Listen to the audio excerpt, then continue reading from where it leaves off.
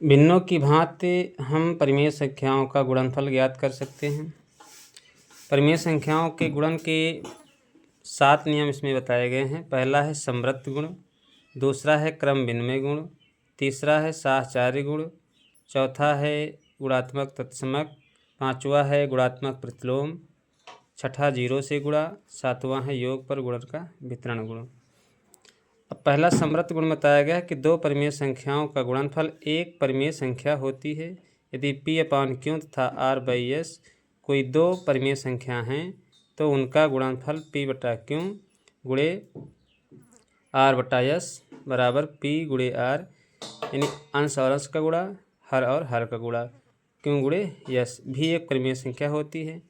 तो ये आपका हो गया इतना समृद्ध गुण का सूत्र, आप कह लीजिए ये सूत्र हो गया। जैसे P/Q के रूप में कोई संख्या 2/3 दी गई है, R/S के रूप में कोई संख्या 4/5 दी गई है, तो आप P गुणे R की भांति गुणा कर लीजिए। 2 चौको 8, तीनों बचे 15, ये आपका आंसर हो गया। अब दूसरा टॉपिक आपका है क्रम विनिमय गुण। क्रम विनिमय गुण दो परिमेय संख्याओं का गुण किसी भी क्रम में समान होता है। इस प्रकार P/Q तथा R/S कोई दो परिमेय संख्याएं हों तो P/Q गुणे R/S एक ब्रैकेट में हो गया बराबर R/S गुणे P/Q। अब इनका क्रम चेंज है तो एक एक करके देखते हैं। जैसे 2/3 संख्या दी गई है और गुणे 1/3 दिया है, तो क्या करेंगे, 2 एकन्नम 2, 3 त्रिक्का 9। अब इधर देखिए 1/3, 2/3, अब इसमें क्रम बदल गया, तो 1 का 2 से गुणा कराएंगे तो 2 होगा और 3 का 3 से कराएंगे तो 9 होगा। तो 2/3 गुणे 1/3 बराबर किसके है, 1/3 गुणे 2/3। जरूरी नहीं कि इसी संख्या के लिए है, किसी भी संख्या में आप ऐसा करके देख सकते हैं। तो ये भी आपका सिद्ध हुआ, सिद्ध हो गया। अब तीसरा आपका है साहचर्य गुण। अब तीसरा देखिए, तीसरा आपका हो गया साहचर्य गुण। तो 2 से अधिक परिमेय संख्या के किसी भी क्रम में समूह बनाकर गुणा करने पर गुणनफल समान रहता है। तो मान लिया कि 3 परिमेय संख्याएं P/Q R/S गुणे U/V है, तब आप इसमें समूह बनाइए। चलिए दूसरा फिर इस्तेमाल करें। P/Q गुणे R/S गुणे U/V। तो एक R/S और U/V का समूह बनाया, फिर इधर P/Q गुणे R/S का एक समूह बना लिया। अब इधर U/V ये बाहर हो गया आपका।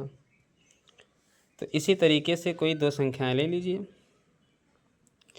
जैसे 2/5 और माइनस का 5/6 गुणे 7/10। अब इसको हल करते हैं तो 2/5 गुणे 5 माइनस का 5/6 गुणे 7/10। तो इसको काट देते हैं, 5 दूनी 10, 5 एकन्नम 5 बराबर 2/5 गुणे 7 एकन्नम 7 और 6 दूनी 12 हो गया। माइनस का 1 था इसलिए माइनस हो गया। अब इसको काट दिए, 2 छंग 12, तो 7 एकन्नम 7 माइनस का 7, 6 पंचे 30 ये आया। अब दोबारा जब करेंगे तो पहली परिमेय संख्या और दूसरी परिमेय संख्याओं का समूह बनाएंगे। इसमें दूसरी और तीसरी का समूह बनाया था पहले वाले में, फिर दूसरा स्टेप जब लगाएंगे, ये वाला स्टेप जब लगाएंगे तो पहली और दूसरी संख्याओं का समूह बनाएंगे। 2/5 गुणे माइनस 5/6 गुणे 7/10। अब इसका समूह जो बनाएंगे तो इसमें क्या करेंगे, 2 एक नम 2, 5 गुणे -6, हाँ तो 2 एक नम 2 कट गया, 2 3 6, 5 एक नम 5 कट गया। अब 7/10 बचा आपका। तो यहाँ पे 1 को 1 से करेंगे तो 1 1 जा 1, 3 1 जा 3, 7/10 तो हो गया -7/10 3 30। तो 2/5 गुणे -5/10 6 और 7/10 किसके बराबर आ गया, ये हो गया 2/5 गुणे -5/6, एक ब्रैकेट पे कर लीजिए और गुणे 7/10, यह इसके बराबर हो गया। यह भी आपका सिद्ध हो गया। अब आपका चौथा है आपका गुणात्मक तत्समक।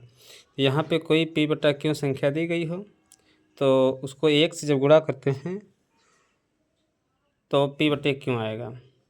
अगर 1 को P/Q से गुणा करते हैं तब भी 1 आएगा। तो यहाँ जो 1 है आपका, ये क्या है, गुणात्मक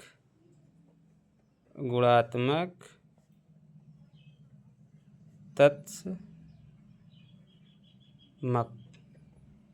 यही आपका गुणे में 1 जो होता है वो गुणात्मक तत्समक होता है। जैसे 2/3 गुणे 1 बराबर 1 गुणे 2/3, तो 2/3 गुणे 1/1 कर लीजिए, 1/1 गुणे किसी भी संख्या को हर एक लगा सकते हैं आप। तो 2 को हो जाएगा 2, 3 का 3 बराबर 2/3, तो ये दोनों बराबर ही रहते हैं। इसके बाद आपका है 5वां, शून्य से जब गुणा कराएंगे तो किसी भी परिमेय संख्या का शून्य से गुणा कराने पर गुणनफल 0 प्राप्त होता है। P/Q गुणे 0 गुणे P/Q, तो P/Q गुणे 0 1 लिख सकते हैं आप हर के रूप में P/Q, तो ये हो जाएगा P गुणे 0/Q बराबर P 0 हो जाएगा। तो 0/Q बराबर 0/Q, 0 का गुणा करेंगे तब जाए 0 आएगा। तो 0 को किसी भी संख्या से गुणा कराएंगे तब 0 ही प्राप्त होता है। अब जो दूसरी वीडियो रहेगी वो परिमेय संख्या के ऊपर भाग वाले बताएंगे आपको। मिलते हैं अब दूसरी वीडियो के साथ। धन्यवाद।